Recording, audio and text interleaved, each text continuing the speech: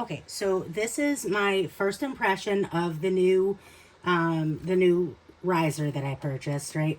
A lot of people are purchasing to keep their bed on their laser safe. I don't really care about that. It's fine. I don't care if mine gets marked up. But this is nice for these small bits like this. So oftentimes when these fall through, the next cut next to it can cut into it. So this, I tried this so that I could raise those up and not have that issue. So now we're going to see if, first off, if I got a full cut all the way through, if that affected that.